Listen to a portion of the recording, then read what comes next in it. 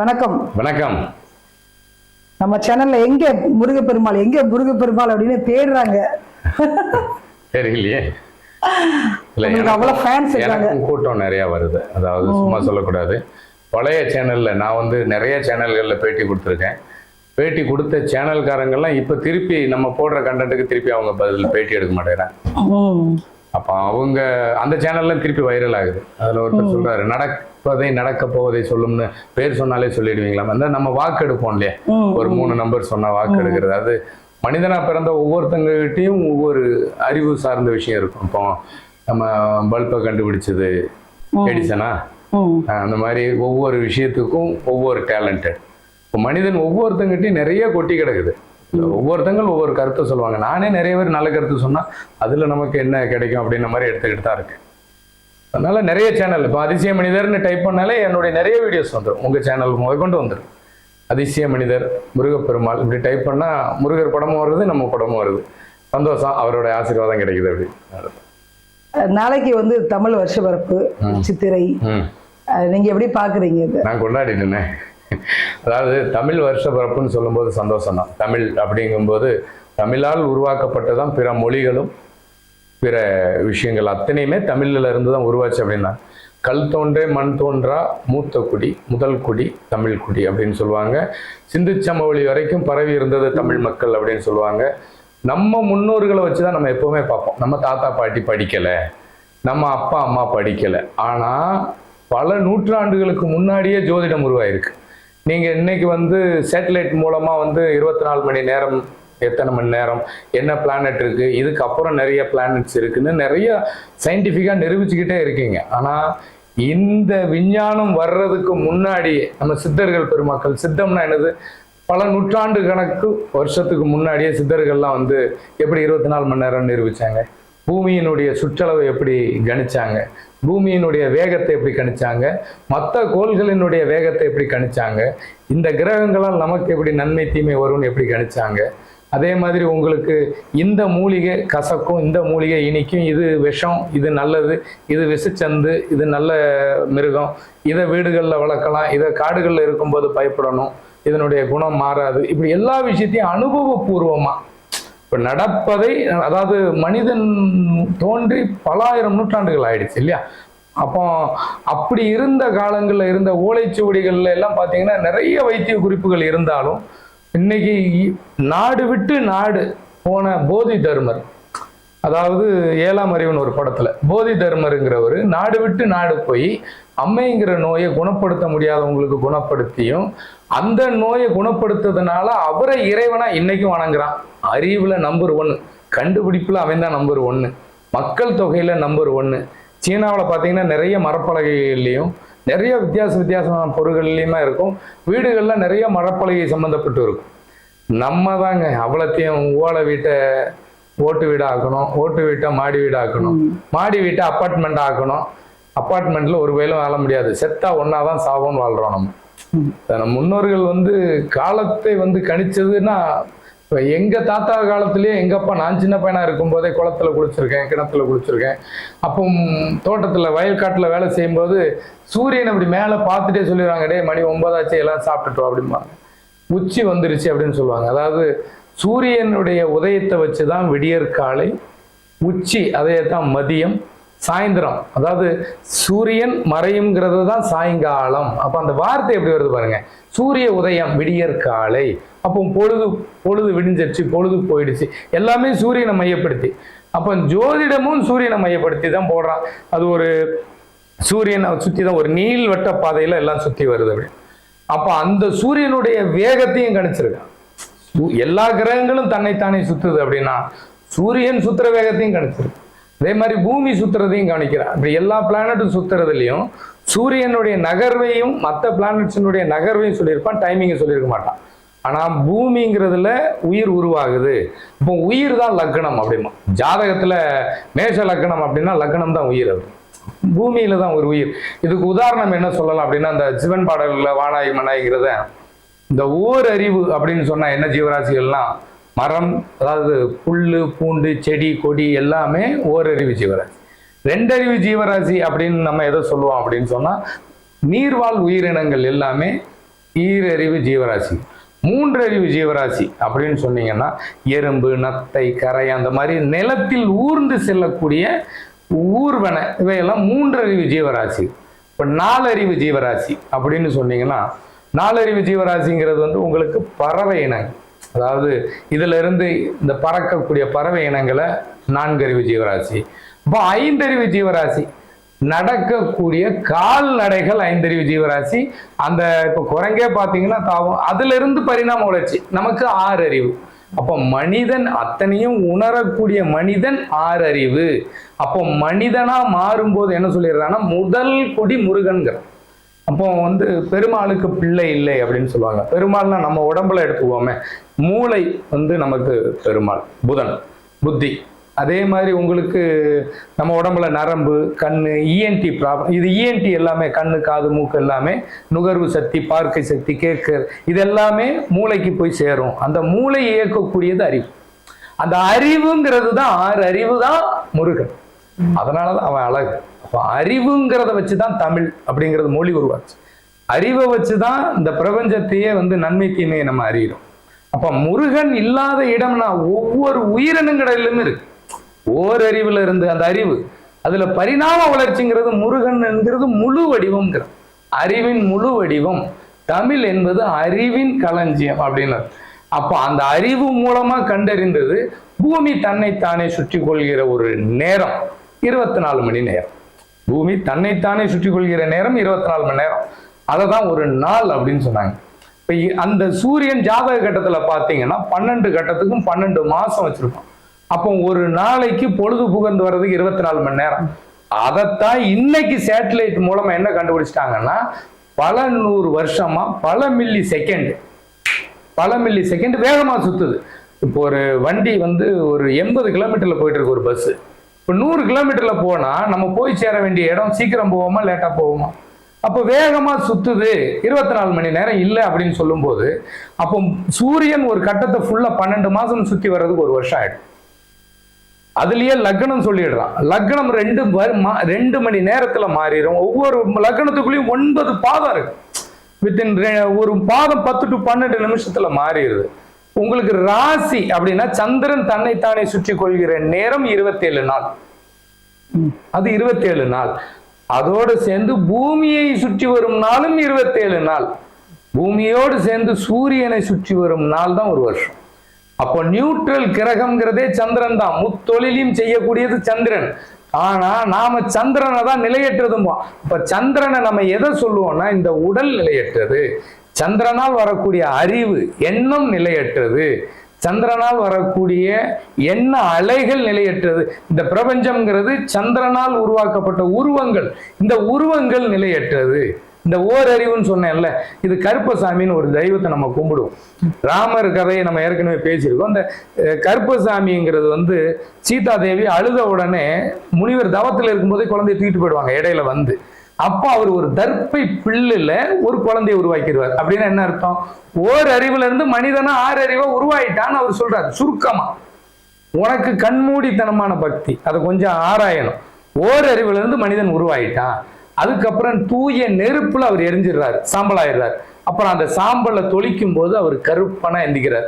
அதைத்தானே நாங்களும் சொல்லுவோம். எரிஞ்சதுக்கு அப்புறம் இந்த உடல் அப்படிங்கிறது சக்தி. இந்த பிரபஞ்சத்துல இருக்க அத்தனை உயிர்களுக்கும் உருவம் கொடுத்தது தாய். தாய்னா சந்திரன். இந்த உடல் அழிஞ்சதுக்கு அப்புறம் சாம்பல். அந்த சக்தியை தான் சிவன் மேனி எங்கும் பூசுறாரு. அப்ப சக்தியின் வடிவம்ங்கிறது திருநீர். திருநீர்ல ஏது மாசு? திருநீருக்கு எதுக்கு திரி தர்ப்பணம்? 51 துண்டு சிவன் நெற்றி கண்ணுல எரிச்ச சக்தியின் பீடம் தான் துண்டு துண்டா வெட்டினதுக்கு அப்புறம். கருப்பசாமி நெருப்புல எரிஞ்சு சாம்பலானதுக்கு அப்புறம் தான் அவர் கருப்பசாமி. அப்போ தர்ப்பை ஓரறிவுல இருந்து பிறந்த மனிதன் இறந்ததுக்கு அப்புறம் தெய்வத்துக்கு காலு கீழே இருக்காங்க. உன் குடும்பம் ஒரு கோவில், அன்னையும் பிதாவும் முன்னறி தெய்வம், உன் குலம் சாமி. அப்படின்னா நம்மளுடைய ஜாதியை தான் குலம்னு சொன்னோம். இதே பக்கத்தூர்ல ஒரு ஜாதி இருக்கும். இப்போ அரச மரம், வேப்ப மரம், ஆலமரம், அத்தி மரம், இது ஜாதி. என்னுடைய பிளட்ல A1 குரூப்பு, A1 பாசிட்டிவ், என் ஒய்ஃபுக்கு வேற, என் குழந்தைக்கு வேற. அப்போ எனக்கு என்னுடைய ரத்தம்ங்கிறது சிவப்பு எல்லாத்துக்கும். இப்போ மனிதன்ல ஏற்றத்தாழ்வு பார்க்காத, ஆனா தீதும் நன்றும் பிறர் வர, உனக்கு ஏற்புடையதை நீ ஏத்துக்க அப்படிங்கிறான். பிற குலத்தை தாழ்வா பார்க்காத அப்படின்னு. இப்ப நீ உயர் குலத்துல பிறந்தவன்ப்பா, ஒருத்தன் தாழ் குலத்துல இருக்கலாம், நீ இந்த தாழ் குலத்து கோயில போயிட்டு நான் தான் ராஜான்னு சொல்லி பாரு, முடியாது. ஏன்னா அவன் ஒன்றும் செய்யலைனாலும் அவன் சாமி ஒன்று அடிக்கும். ஏன்னா அவன் முன்னோர் கடவுள். அதனாலதான் இறைவன் வாழுமிடம் கருவறை. ஒருத்தங்க கன்சீவா இருக்கும்போது அந்த சாம்பல் சாப்பிடுவாங்க. அப்போ பூமி தன்னைத்தானே சுத்திக்கிற நேரத்தை 24 மணி நேரம் போட்டான்னா, இப்ப சந்திரன் தன்னைத்தானே சுத்திக்கிறது 27 நாள் தான். 27 பொண்டாட்டின்னு சொல்லுவான். 27 நாளுக்கும் ஒவ்வொரு நாளும் ஒவ்வொரு உடல். அப்போ அது ஒவ்வொரு நாளையும் அவன் கொண்டுட்டு போறான். அப்போ அந்த சந்திரனையும் சூரியனை வச்சுதான் ஜோதிடம் உருவாக்குறான். அதுக்கு ஒவ்வொரு உறவை கொடுக்குறான். அப்போ உங்களுக்கு நேரம் தவறுங்கும் போது உங்களுக்கு இங்க என்னென்ன மாறிடுது? 2 மணி நேரத்துல, அதான் பஸ்ன்னு சொன்னேன்ல, 10 மணிக்கு ஒரு பஸ் ஒரு வேகத்துல 80 கிலோமீட்டர்ல போகுது, அது 10 மணிக்கு வரணும். 100 கிலோமீட்டர்ல வரானா 9 மணிக்கே வந்துடும். அப்போ சூரியனுடைய நகர்வு சீக்கிரம் வந்துடுது. அப்போ கிட்டத்தட்ட நீங்க சித்திரை மாசம் தான் சூரியன் உச்சம், மேஷத்துல சித்திரையில சூரியன் உச்சம். ஆனா உங்களுக்கு இப்பவே சூரியன் உச்சம், பயங்கர வெயில், பங்குனி மாசமே. சித்திரை மாசங்கும் போது அது கடந்து போயிடும். நீங்க என்ன சொல்றீங்கன்னா, என் காலண்டர்ல எழுதி இருக்கு இந்த மாசம்தான் உங்களுக்கு அக்னி நட்சத்திரம். போன வருஷம் எந்த தேதியில வந்துச்சு? நீங்க எப்படின்னா, போன வருஷம் என்ன நடந்துச்சோ அது இப்படி. அதாவது பாட புத்தகமே மாறிடுச்சுங்க, சின்ன வயசுல படிச்சதே மாறிடுச்சு. இப்ப அதாவது உதாரணத்துக்கு சொல்றேன் பாத்தீங்களேன், நம்ம சின்ன வயசுல அப்பா, ஆனா அம்மா, ஆனா ஆடு அப்படின்னு சொன்னோம். இன்னைக்கு அப்படி கிடையாது. A for apple, B for ball அப்படின்னு இங்கிலீஷ். இன்னைக்கு அதே மாதிரி எம் மதர், ஃபாதர், இதுதான் அப்பா அம்மா. நீங்க இன்னைக்கு வந்து அம்மா அப்பாவுக்கு இங்கிலீஷ்ல என்ன சொல்லுவீங்க? அம்மாவுக்கு இங்கிலீஷ்ல என்னது? மம்மி. மம்மின்னா என்னது? மம்மி படம் பார்த்திருக்கீங்களா? மம்மின்னா இறந்த பிரமிடு. அப்ப எல்லாரும் என் குழந்தை என்ன மம்மின்னு கூப்பிட்டுருச்சு, செத்த பிணமே வான்னு கூப்பிடுறான் குழந்தை, கைதட்டுற. அப்ப நீ எப்படி இருக்கிற? நாகரிகங்கிற பேருல மூழ்கிட்ட. மம்மின்னா செத்த பேயே வாங்குறான், அம்மாவை பேய்ங்கிறான். தாய்மொழி செத்துச்சுன்னா வேற மொழி உனக்கு பேயா இருந்தா கூட தாயா தெரியும். அதாவது தாய் வழி கல்விங்கிறது ரொம்ப முக்கியம். அதே மாதிரி நம் முன்னோர்கள் குறித்ததுல நிறை குறையை சரி பண்ணணும். இன்னைக்கு ஜோதிடர்கள் என்ன சொல்றாங்கன்னா, ஒரு ப்ரிடிக்ஷன், இது ஒரு பொது பலன், உனக்கு இந்த மாதிரி நடக்கலாம் அப்படிங்கிறான். எந்த மாதத்துல என்ன கிரகம் கெட்டிருந்தா என்ன நோய் வரும்னு சொல்லிதான் போட்டிருக்காரு. பொதுவாவே மேஷ லக்கணத்துல ஒருத்தன் பிறந்துட்டான்னா அந்த மேஷ லக்கணத்துல சனி நீச்சம். பொதுவா மேஷ லக்கணம் மேஷ ராசிக்காரனுக்கு சனி நீச்சம் பொதுவா அந்த இடத்துல. அப்ப சனி நீச்சங்கும் போது சித்திரை மாசம் தான் ஒரு குழந்தை மேஷ ராசியில ஒரு குழந்தை பிறக்கும். மேஷ ராசியில ஒரு குழந்தை பிறக்கணும் சித்திரை மாசம். அப்ப அன்னைக்கு வந்து சூரியனுடைய வெப்பத்துல உனக்கு அயன் கம்மியா இருக்காது. அப்ப அயனுக்கு தகுந்த உணவு எடுத்து, இதுதான் அதனுடைய தாத்பரியம். அயன் சக்தி, எதிர்ப்பு சக்தி கம்மியா இருந்தாதான் கண்ட நோய் வரும். உங்களுக்கு பூமி வந்து சித்திரை மாசம் நீங்க இன்னைக்கு கொண்டாடுறீங்க, சந்தோஷம். தமிழர்களுடைய தமிழ் திருநாள், முதல் திருநாள் அப்படின்னு சொல்லி. தமிழர் பண்டிகை பொங்கலே அழிஞ்சிருச்சு. அதைத்தான் ஒரு சிலர் வந்து தை மாசம் வந்து சித்திரை 1 வைக்கணும் அப்படின்னு சொல்லி சொன்னாங்க. அதாவது தமிழ் புத்தாண்டா வைக்கணும்னு சொல்லி கலைஞர் கூட சொல்லியிருந்தார். ஆனா சித்திரை 1ங்கிறது சூரியன் உச்சமாகக்கூடிய நாள். தமிழனுடைய வாழ்நாளை குறிக்கக்கூடிய நாள் வந்து சூரியன். அப்போ சூரியனை தான் உங்களுக்கு உச்சமாகிற நாளதான் மாசங்கிறாங்க. அதுதான் உங்களுக்கு பங்குனி மாசமே உச்சமாயிடுச்சு. அப்படின்னா உங்களுக்கு போன மாசமே சித்திரை முடிஞ்சிருச்சுன்னு அர்த்தம். நீங்க கேக்குறீங்க, அதனால பலன் சொல்றேன். இங்க எல்லாருக்குமே ராசி நட்சத்திரம் மாறிடுச்சு, லக்னம் மாறிடுச்சு.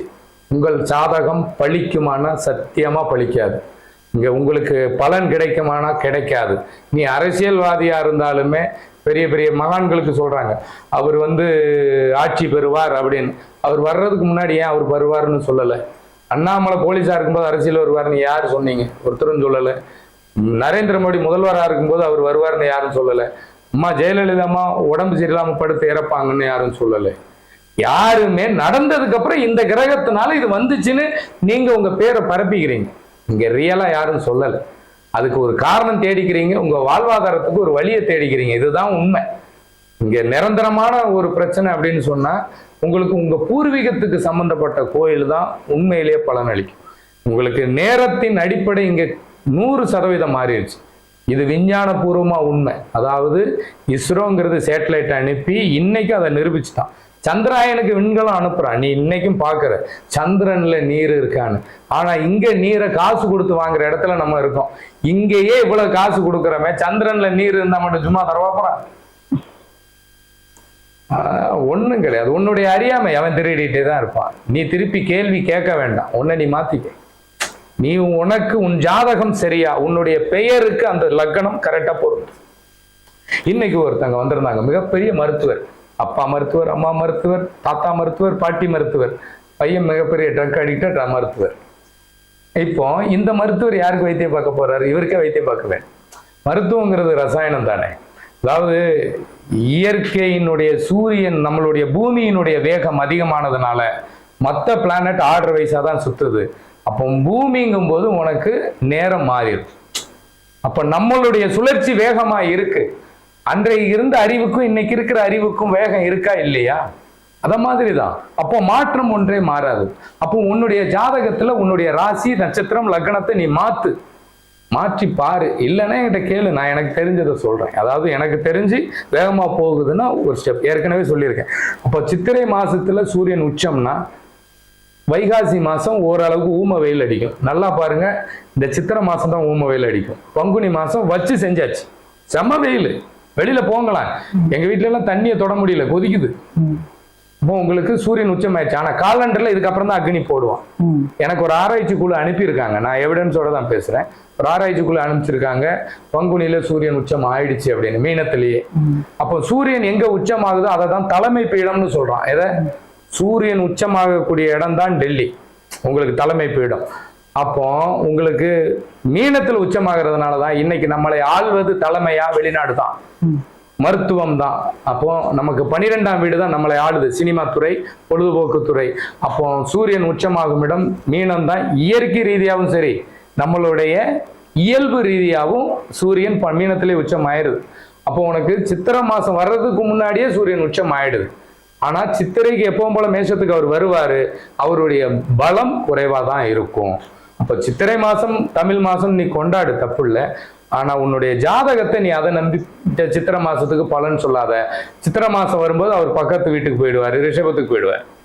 நீ சொல்லும் போது அவர் இங்க பூமி வேம சுத்துறதுனால பிளானட்ஸ் ஆல்ரெடி உனக்கு. அப்போ உன் லக்னம் மாறும், ராசி மாறும், நட்சத்திரம் மாறும்.